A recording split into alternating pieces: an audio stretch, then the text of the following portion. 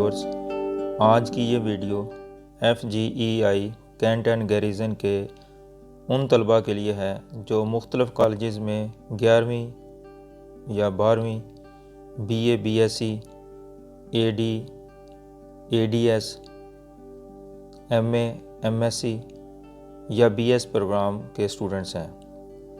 Basically FGEI अपने तमाम students का डाटा सिस यानी स्टूडेंट इंफॉर्मेशन सिस्टम पर अपलोड करने जा रहा है। इसके लिए पहले मरहले में तमाम स्टूडेंट्स को हार्ड फॉर्म में एक प्रोफार्मा दिया जा रहा है जिसे आपने फ़िल करना है, और इस फॉर्म को फ़िल करने के लिए मुकम्मल रहनुमाई इस वीडियो में मौजूद है।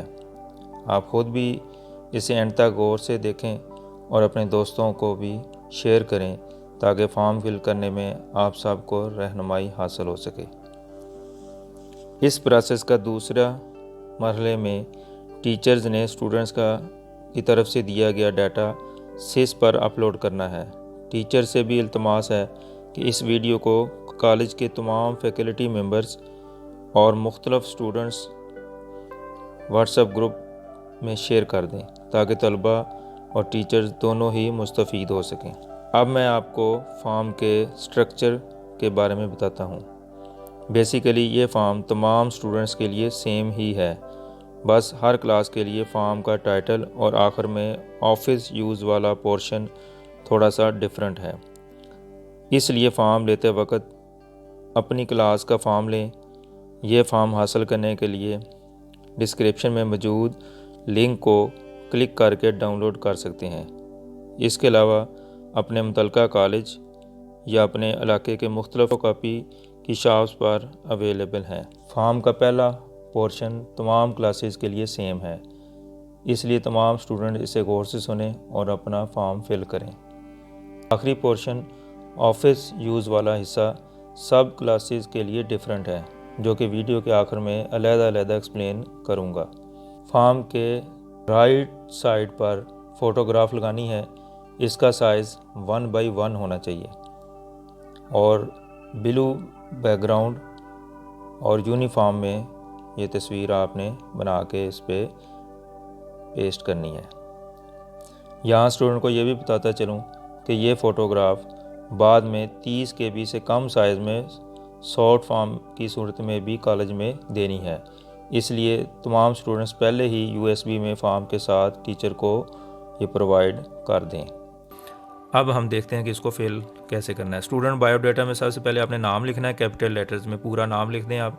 उसके बाद जेंडर जो है, इसमें मेल, फीमेल और ट्रांसजेंडर 3 ऑप्शन दिए गए हैं। तो जो मेल स्टूडेंट है वो मेल में टिक कर देंगे, जो फीमेल हैं वो फीमेल में टिक करेंगी, और ट्रांसजेंडर जो है वो मेल या फीमेल कैटेगरी में नहीं आते तो वो इसमें टिक करेगा या करेगी। उसके बाद रिलीजन में आपने इस्लाम या दूसरा कोई आपका रिलीजन है वो आप इसमें लिख देंगे, और सेक्ट जो है इसमें आपने फ़िरका लिखना है कि आप किस फ़िरके से तल्लुक़ रखते हैं, यानी शिया हैं या सुन्नी हैं या कोई भी जो फ़िरका है वो आप इसमें लिखेंगे। उसके बाद नेक्स्ट रो में आप देख रहे हैं फॉर्म B नंबर। तो इसमें आपका जो बे फॉर्म बना हुआ है तो उसमें हर स्टूडेंट का अपना फॉर्म बे का नंबर होता है जो आपने यहाँ पे लिखना है। यानी बे फॉर्म में आपने हर स्टूडेंट ने अपना बे फॉर्म नंबर यहाँ पे लिखना है, अपने पेरेंट्स का नहीं लिखना, अपने वालिद का नहीं लिखना। उसके बाद बर्थ प्लेस प्रोविंस, तो इसमें आपने किस सूबे में आप पैदा हुए, यानी जब आपकी पैदाइश हुई तो आपका तल्लुक़ किस सूबे से था, तो वो आपने प्रोविंस यहाँ पे लिखना है, यानी KP की हो, पंजाब हो, सिंध हो, बलूचिस्तान हो, जो भी आपका सूबा है जिसमें आपकी पैदाइश रिकॉर्ड दर्ज है वो आप इसमें लिखेंगे। डेट ऑफ बर्थ जो है वो आपने बे फॉर्म के मुतल्लिका जो है वो लिखनी है, यानी जो डेट ऑफ बर्थ आपकी बे फॉर्म में दी गई है वो आप यहाँ पे मेंशन करेंगे। पहले आपने DD यहाँ पे आपने डे लिखने हैं कि दिन कौन सा है, फिर MM इसमें आपने मंथ लिखना है। फ़र्ज़ किया आपका मंथ जो है वो नवंबर है तो आप नवंबर 11वां महीना होता है तो MM की जगह आप 1 लिखेंगे। और ईयर जो है जहाँ पे Y और Y लिखा है यहाँ पे आप साल लिखेंगे। जैसे आपकी पैदाइश जो है वो फ़र्ज़ किया कि 2005 में हुई है तो आप 05 इसमें लिख देंगे। तो सन के लिए आखिरी 2 डिजिट लिखने हैं, यानी कि 2005 है तो फिर 05 लिख देंगे, अगर 2010 है तो 10 लिख देंगे। तो इस तरह डेट ऑफ बर्थ जो है इसमें डी यहाँ पे आप डेज़ लिखेंगे, यानी अगर आप 5 तारीख को पैदा हुए हैं तो आप 05 लिखेंगे, और अगर आप 7वें महीने में पैदा हुए हैं तो आप 07 लिख देंगे। और इसी तरह ईयर जो है उसमें जो भी है आपका वो आखिरी 2 डिजिट जो है वो लिखेंगे। उसके बाद बर्थ प्लेस, इसमें आप अपने सिटी का नाम लिखेंगे, आप किस शहर में पैदा हुए, यानी आपका इंदराज किस शहर में है। कास्ट, इसमें आप अपनी ज़ात लिखेंगे, मतलब मलक है, अराई है, जट है, इस तरीके से जो भी कास्ट है वो आप लिखेंगे इसमें। इसके बाद व्हाट्सएप नंबर, तो व्हाट्सएप का नंबर जो है वो आप अपने पेरेंट्स का दे सकते हैं, अपने वालिद का दे सकते हैं, अपने उसका नहीं है तो भाई बहन या वालदा का, जो भी घर में आपकी फैमिली का व्हाट्सएप नंबर है वो यहाँ पे लिखेंगे। इसके बाद है राइटिंग स्टाइल, तो इसमें 2 बॉक्सेस दिए गए हैं, लेफ़्ट हैंडेड और राइट हैंडेड। इसका मतलब ये है कि अगर आप लेफ़्ट साइड से लिखते हैं, यानी आपकी जो कोई भी जब राइटिंग करते हैं तो आप लेफ़्ट से लिखते हैं या राइट हैंड से लिखते हैं वो आप लिखेंगे। अगर आप सीधे हाथ से लिखते हैं तो आप राइट हैंड पे टिक करेंगे, और अगर आप उल्टे हाथ से लिखते हैं तो फिर आप लेफ़्ट हैंड से वाले बॉक्स पे क्लिक करेंगे।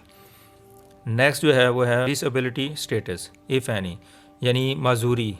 तो ये वाला जो कॉलम है ये हर स्टूडेंट्स के लिए नहीं है। जो स्टूडेंट जो है वो माजूर है, उसमें कोई जिस्मानी माजूरी है, डिसेबिलिटी है, तो वहाँ पे आप लिखेंगे कि कौन सी डिसेबिलिटी है वो आप इसमें मेंशन करेंगे। और अगर कोई स्टूडेंट नॉर्मल है तो NA लिख देगा, यानी कि नॉट एप्लीकेबल। इसी तरह अगर डिसेबिलिटी डेट, अगर कोई स्टूडेंट डिसेबिलिटी शो करता है कि वो डिसेबल है तो फिर ये अगले कॉलम फिल करेगा। अगर कोई डिसेबल नहीं है, नॉर्मल है, तो फिर ये अगले कॉलम जो है वो डिसेबिलिटी डेट भी नहीं लिखेगा, वो डिसेबिलिटी टाइप भी नहीं लिखेगा, नेचर ऑफ डिसेबिलिटी NA सब की जगह आप लिख देंगे, यानी नॉट एप्लीकेबल अगर आप डिसेबल नहीं है तो।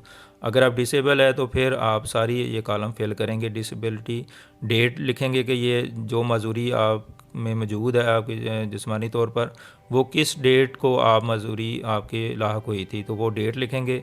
और उसकी टाइप लिखेंगे कि वो नॉर्मल है या सीवियर है, यानी अगर वो डिसेबिलिटी ज़्यादा छोटी लेवल की है तो आप इसमें नॉर्मल लिख सकते हैं, अगर वो ज़्यादा डिसेबिलिटी है तो फिर आप सीवियर का लफ्ज़ यहाँ पे यूज़ कर सकते हैं।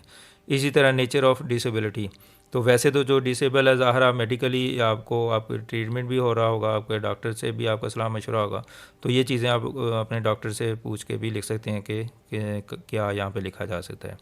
इसके बाद रिकवरी स्टेटस, कि अगर आपकी डिसेबिलिटी है तो फिर वो किस हद तक रिकवर हुई है, आपका ट्रीटमेंट जारी है, तो रिकवरी स्टेटस में आप जो है वो लिखेंगे कि वो रिकवर हो चुकी है, यानी आपकी बीमारी जो है वो दूर हो चुकी है या नहीं, यस या नो इसमें लिख सकते हैं।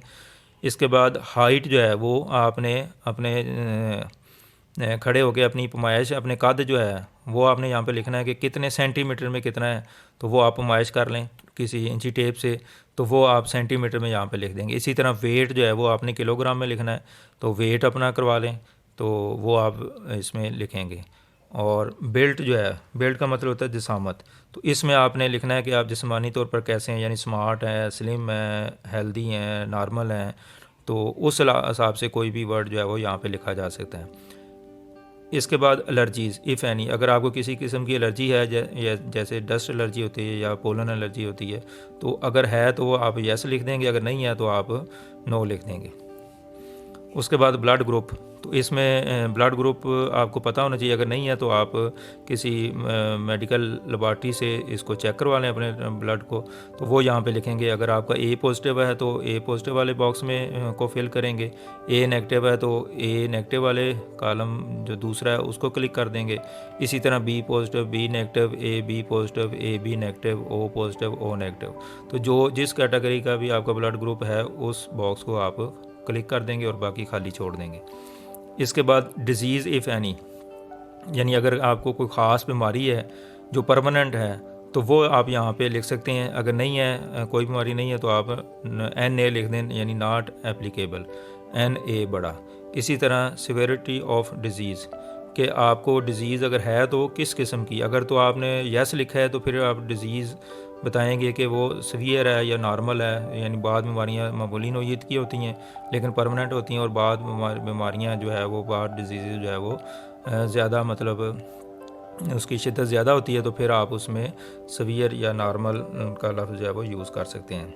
इसी तरह डेट फ्राम और डे टू, यानी वो बीमारी अगर आपको कब शुरू हुई उसकी डेट लिखनी है, और कब तक अगर तो जारी है तो टू डेट लिख दें, और अगर वो बीमारी आपकी ख़त्म हो चुकी है यानी आपकी ट्रीटमेंट मुकम्मल हो गई और आप ठीक हो चुके हैं तो जिस डेट को आपकी बीमारी वो ख़त्म हुई थी वो डेट यहाँ पे आप लिख सकते हैं। इसके बाद रिकवरी स्टेटस। रिकवरी स्टेटस जो है इसमें भी आप बता सकते हैं कि वो किस कदर बीमारी आपकी दूर हुई है। पूरी मुकम्मल दूर हो चुकी है तो परसेंटेज में भी ये लिखा जा सकता है भाई बीमारी की जो मौजूदा सूरत हाल है वो क्या है, किस हद तक रिकवर हुए हैं, यानी कि आपकी रिकवरी कंप्लीट रिकवरी है या पार्शली रिकवर हुए हैं, तो इस तरीके से आप इसमें मेंशन करेंगे।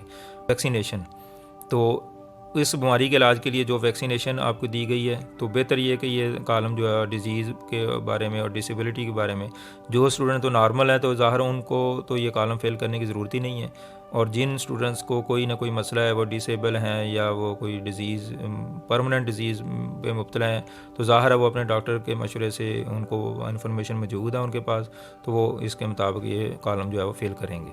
अब हम इस फॉर्म का जो दूसरा पोर्शन उसकी तरफ चलते हैं, कॉन्टैक्ट डिटेल्स। तो इसमें आपने फादर्स और गार्डियन सेल नंबर, यानी अपने वालिद का, अगर आपके वालिद की बजाय आप किसी गार्डियन के साथ रह रहे हैं तो फिर आप उस गार्डियन का जो आपका सरपरस्त है उसका सेल नंबर यानी मोबाइल नंबर जो है वो यहाँ पे लिखेंगे। उसके बाद फादर ईमेल, यानी अपने वालिद का जो ईमेल एड्रेस है वो आपने यहाँ पे लिखना है। अगर आपने वो पहले नहीं बनाया तो इसको ईमेल एड्रेस को बना लें, तो वो यहाँ पे आप लिखेंगे। तो ईमेल एड्रेस बनाने के लिए भी मैंने एक वीडियो जो है वो अपलोड की है, तो वो डिस्क्रिप्शन में उसका लिंक दिया है, तो वहाँ से आप क्लिक करके जो है वो ईमेल कैसे बनानी है तो उसका तरीका भी आपको बता दिया गया है उसमें, तो वो वीडियो देख लें ताकि अगर आपको ईमेल एड्रेस नहीं बनाना आता तो बना के वो यहाँ पे आप लिख सकते हैं। उसके बाद लैंड लाइन, इसका मतलब ये कि आपका जो PTCL का अगर कोई नंबर है तो वो यहाँ पे आप लिखेंगे, अगर नहीं है तो आप NA लिख दें, नॉट एप्लीकेबल।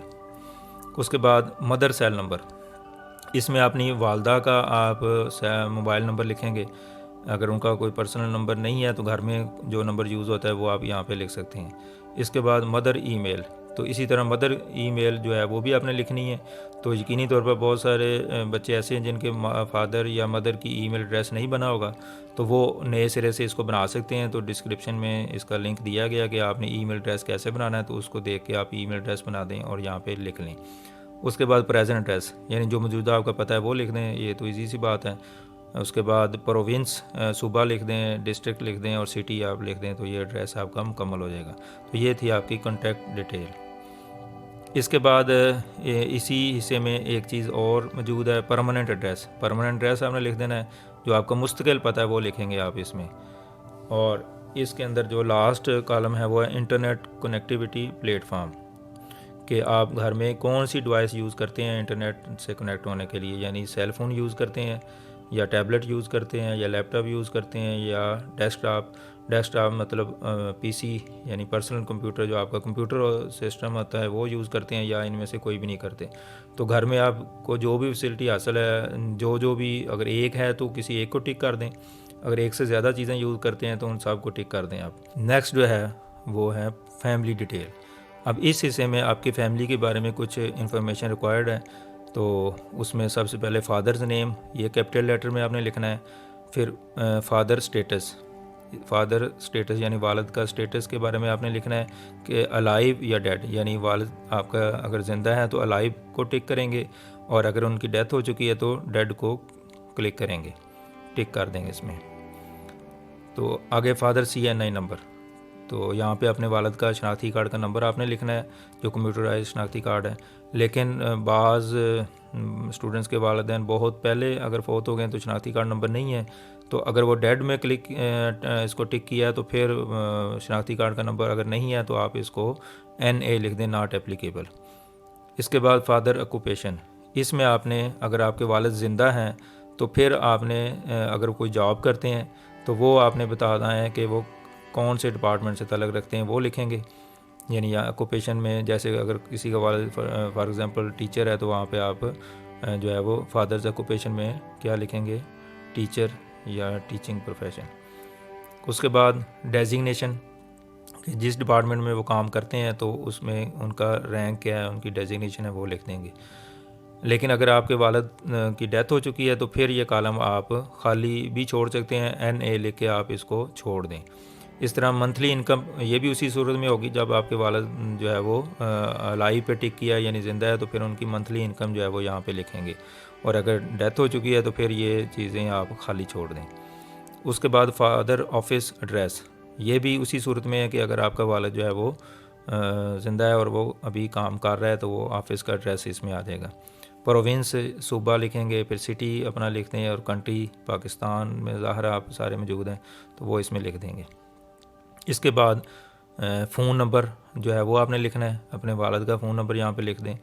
और नेक्स्ट है फादर हाईएस्ट क्वालिफ़िकेशन, कि आपकी वालिद की जो तालीम है वो आपने यहाँ पे दर्ज करनी है। हाईएस्ट मींस कि अगर उन्होंने फॉर एग्ज़ाम्पल MA किया हुआ है तो आप मैट्रिक भी किया है, BA भी किया है, MA भी किया है, तो जो उनकी आखिरी डिग्री है वो यहाँ पे आप लिखेंगे। जो बड़ी डिग्री है वो उसका जिक्र करेंगे, उससे जो छोटी डिग्री है उसको लिखने की ज़रूरत नहीं है।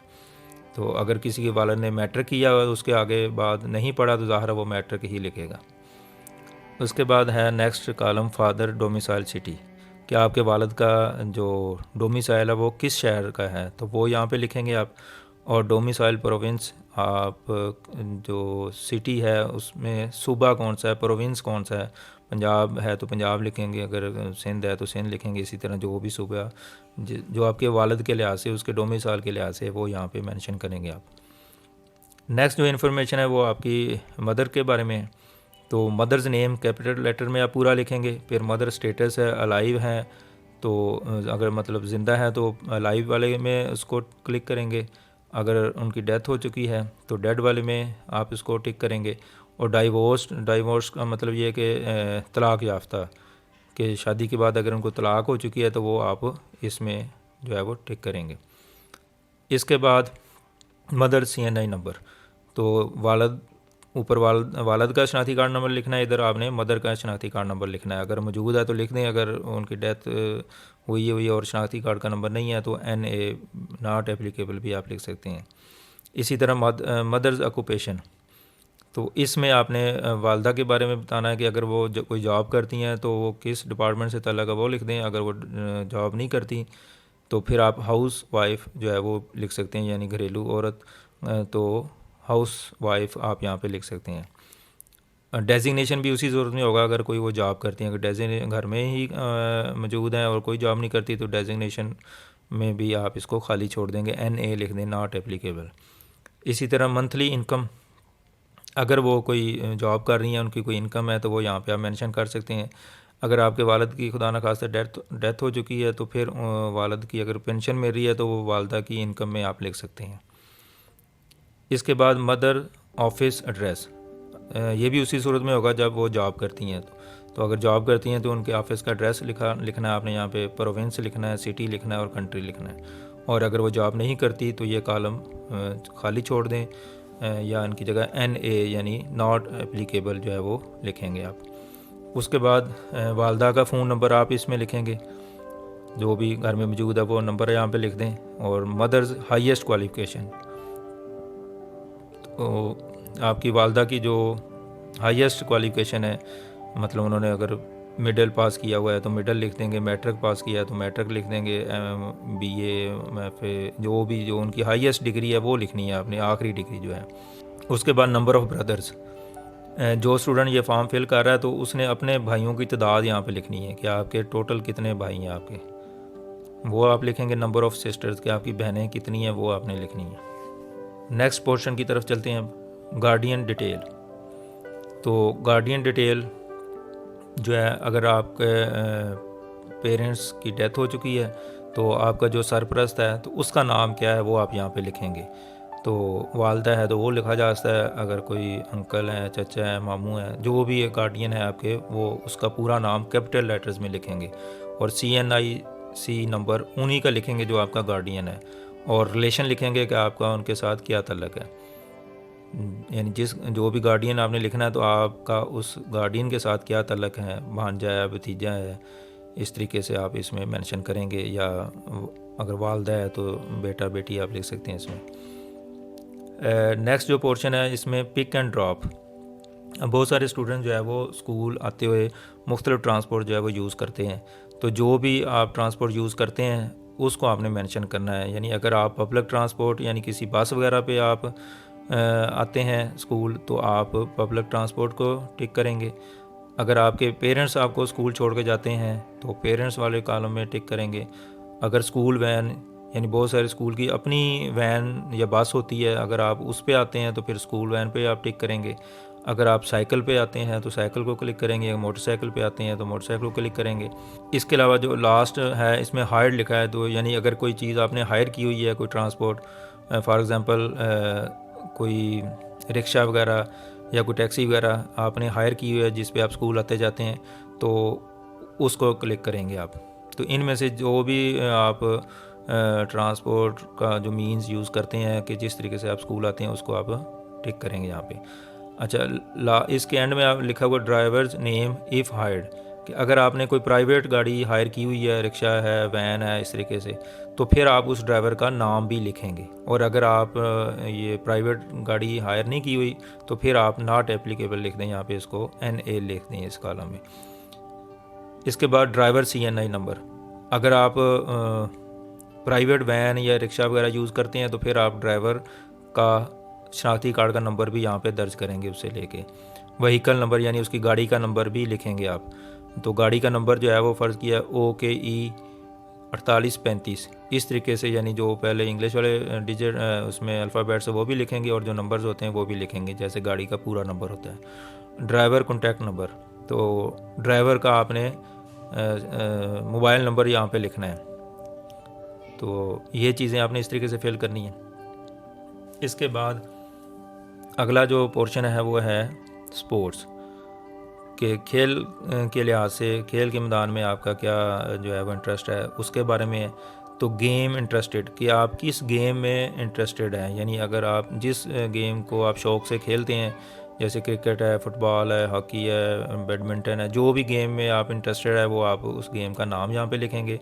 प्लेइंग लेवल, अब प्लेइंग लेवल का मतलब ये है कि आप वो गेम किस लेवल पे खेलते हैं। यानी एक तो ये है कि गली महल्ले में खेल रहे हैं तो वो डोमेस्टिक उसमें आ जाएगा। अगर आप स्कूल लेवल पे गेम्स खेल रहे हैं तो यहाँ पे स्कूल लिख दें आप। इसी तरह अगर आप सिटी लेवल पे, डिस्ट्रिक्ट लेवल पे या इंटरनेशनल लेवल पे या कंट्री लेवल पे आप खेल रहे हैं तो उस हिसाब से, यानी वो आप जो गेम कर रहे हैं वो किस लेवल की गेम है, यानी किस हद तक आप खेलते हैं, तो वो लेवल यहाँ पे आप लिखेंगे। अगर स्कूल की हद तक गेम में हिस्सों में लेते हैं तो आप स्कूल लेवल लिख दें। इसी तरह अगर आप अपने सिटी के लिहाज से, डिस्ट्रिक्ट के लिहाज से गेमों में हिस्सा लेते हैं तो वो लिख दें डिस्ट्रिक्ट लेवल।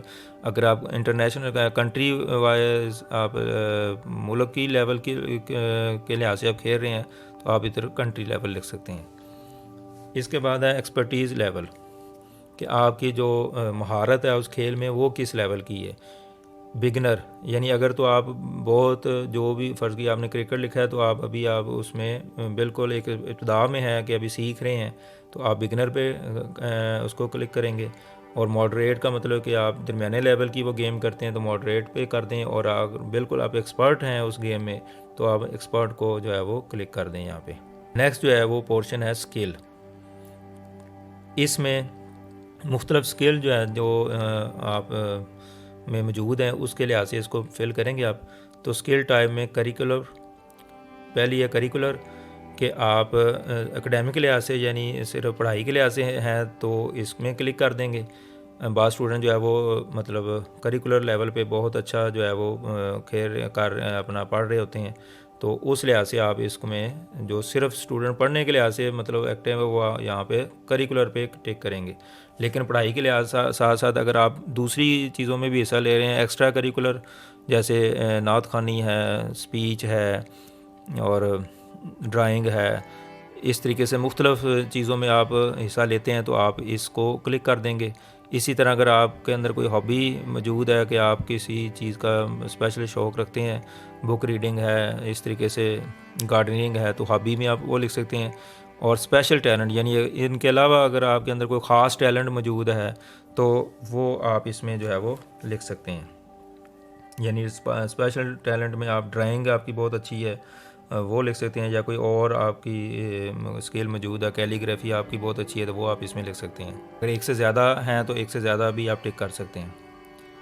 इसके बाद स्किल लेवल कि आपकी जो स्किल है वो किस लेवल की है, तो इसमें आप बिगिनर, मॉडरेट या एक्सपर्ट यूज़ कर सकते हैं। जैसे ऊपर आपने स्पोर्ट्स के लिए लिखा है, अगर आपकी जो स्किल है वो बिगिनर लेवल की है, यानी आप मामूली उसमें महारत रखते हैं, तो बिगिनर पे आप क्लिक कर दें, लिख दें इस पर। अगर आप दरमियाने दर्जे की वो स्किल है तो आप मॉडरेट लिख दें। अगर आप वो जो स्किल है वो बहुत हाई लेवल की आपके अंदर मौजूद है, बहुत एक्सपर्ट है, तो आप यहाँ पे एक्सपर्ट का लफ्ज़ यूज़ कर दें। इस डिटेल में आपने क्या लिखना है, इसमें आप उस स्किल को मेंशन कर देंगे। अगर फ़र्ज़ किया कि आपने एक्स्ट्रा करिकुलर पे टिक किया है तो अब वो एक्स्ट्रा करिकुलर में कौन सी चीज़ में आप महारत रखते हैं वो आप उसकी डिटेल दे देंगे। यानी ऐसे राइटिंग है, स्पीच है, या किरत है, या नात ख़वानी है, जो भी आप स्किल मौजूद है वो आप यहाँ पे डिटेल में लिख देंगे। इसके बाद नेक्स्ट जो है वो फादर गार्डियन सिग्नेचर, कि आपने अपने वालिद या जो सरपरस्ता गार्डियन है उसके साइन करवाएंगे और डेट जो है वो यहाँ पे मेंशन कर देंगे। तो ये तो था स्टूडेंट्स का डाटा जो आपने फ़िल करना है। उम्मीद है कि आपको ये बिल्कुल क्लियर हो चुका होगा कि आपने कैसे फ़िल करना है। तो जो भी आपको इंस्ट्रक्शन दी है इसके मुताबिक आपने ये फ़िल करके स्कूल में अपने टीचर्स को जमा करा देना है। फॉर्म का ये हिस्सा MA MSc स्टूडेंट्स के लिए है। तो इसमें जो लास्ट पोर्शन है इसमें ऑफिस यूज़ ओनली, तो बेसिकली तो ये हिस्सा जो है वो टीचर्स ने फ़िल करना है, स्टूडेंट ने नहीं करना।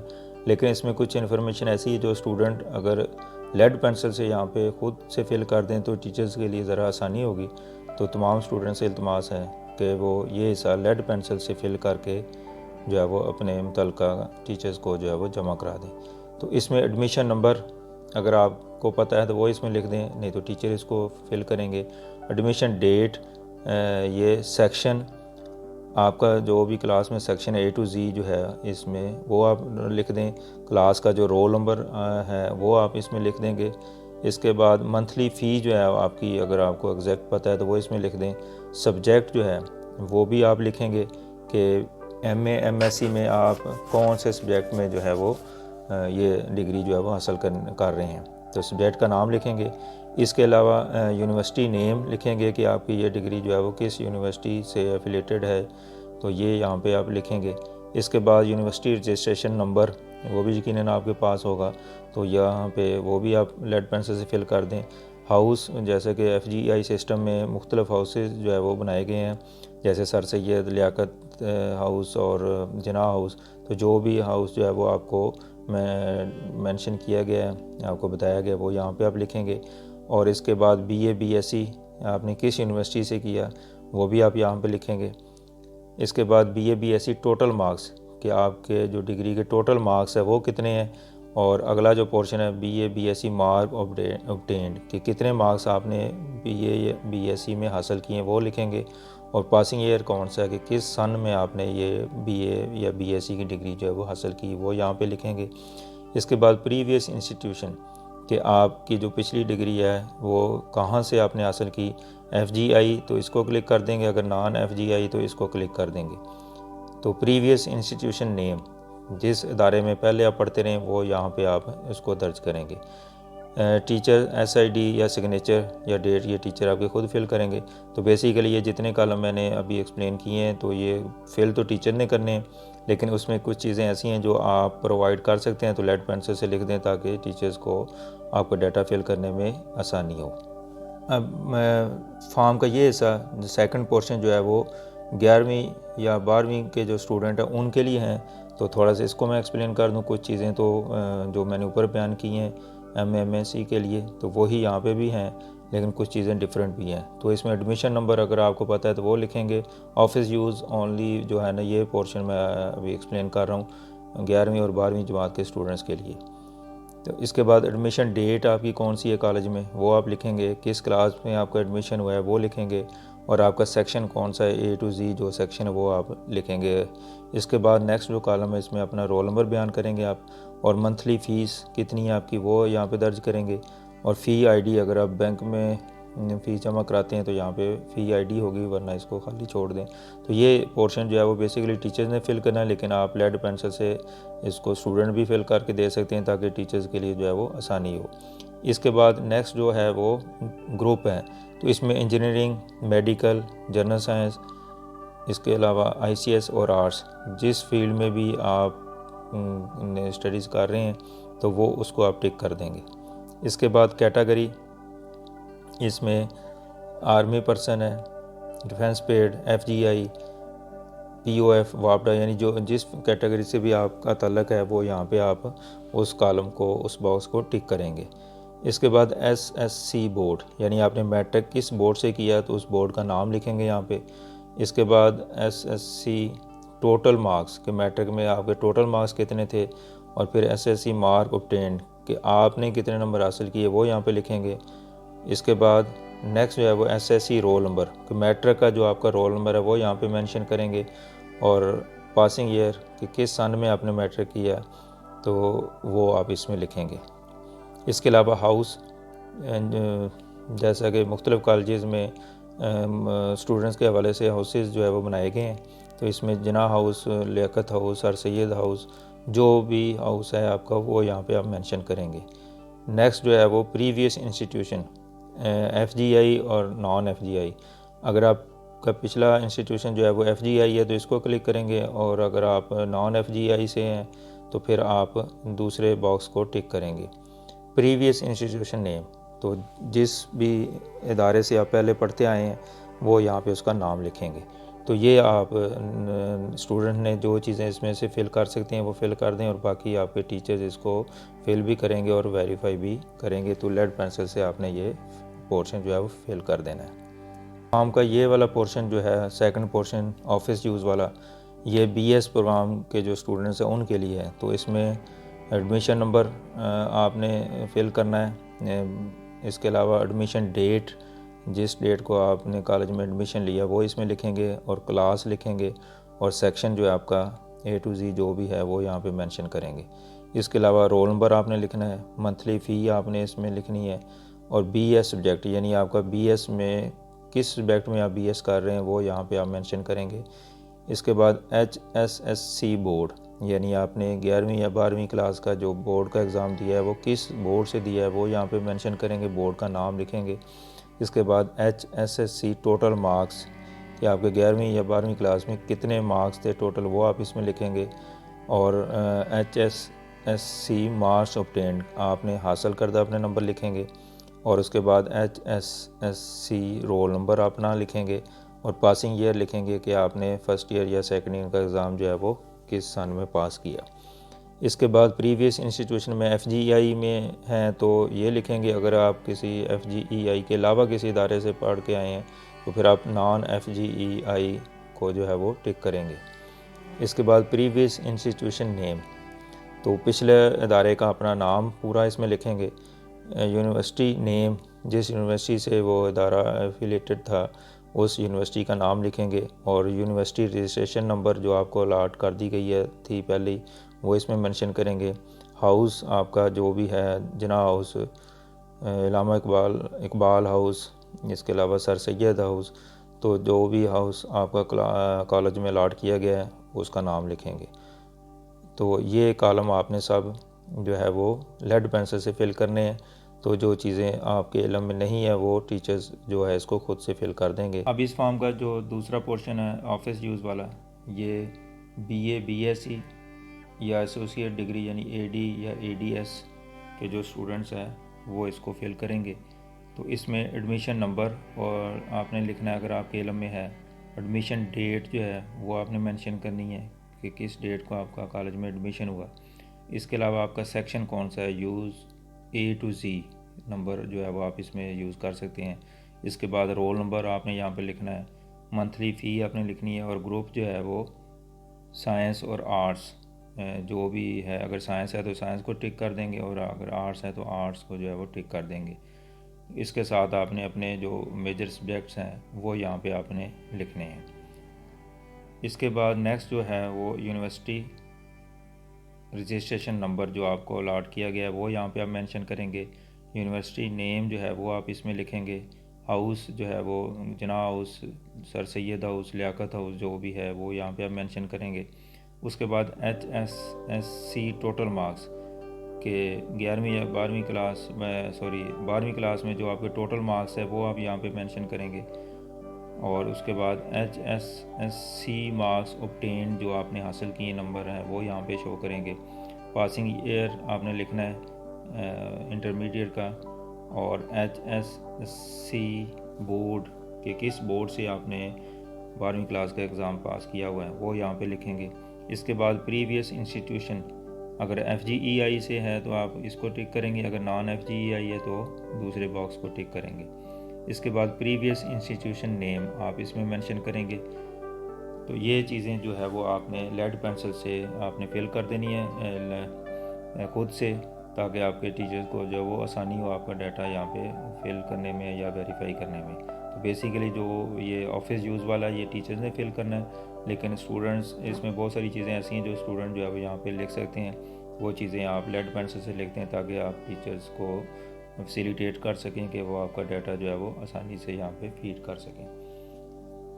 तो ये था फॉर्म, इसको मैंने आपको एक्सप्लेन कर दिया कि किस तरीके से आपने A to Z यानी स्टार्ट से लेकर एंड तक इसको जो है वो फिल करना है। तो अगर आपको ये वीडियो अच्छी लगी हो तो काइंडली अपने दोस्तों के साथ भी इसको शेयर करें, ताकि ज़्यादा से ज़्यादा स्टूडेंट जो है वो इससे मुस्तफ़ीद हो सकें और अपने फॉर्म जो है वो आसानी से फ़िल कर सकें। तो ये फॉर्म आपने फ़िल करने के बाद कॉलेज में अपने मुतल्लिका टीचर्स को जमा कराने हैं, और साथ आप USB में जो वो फ़ोटोग्राफ जो आपको स्टार्ट में मैंने बताई है वो भी साथ लेते जाएं, और शॉर्ट फॉर्म में ये चीज़ जो है ना फ़ोटो आपने सर को अपने टीचर्स को जो है वो जमा करानी है। तो इसके बाद टीचर्स की ये ज़िम्मेदारी है कि वो तमाम डाटा जो स्टूडेंट ने प्रोवाइड किया है वो SIS पर जो है वो इसको अपलोड करेंगे। तो इस सिलसिले में एक वीडियो जो है वो मैंने पहले से बनाई है, जो मैट्रिक लेवल के जो स्टूडेंट्स हैं वो उनका डाटा फीड करने के लिहाज से। तो अगर टीचर्स भी इस प्रोसेस को जो है वो समझना चाहते हैं तो उसका लिंक जो है वो डिस्क्रिप्शन में दिया हुआ, आप उसको वीडियो को देख लें कि टीचर्स ने ये डाटा जो है वो किस तरह अपलोड करना है। तो बिल्कुल मिलता जुलता काम है मैट्रिक लेवल के लिए स्टूडेंट्स के लिए, जैसे भी हम टीचर्स ने फिल किया और इसको अपलोड किया है। उसके बाद कॉलेज लेवल के जो स्टूडेंट्स हैं उनका डाटा जो टीचर फीड करेंगे, तो इनका प्रोसीजर जो है वो मिलता जुलता है।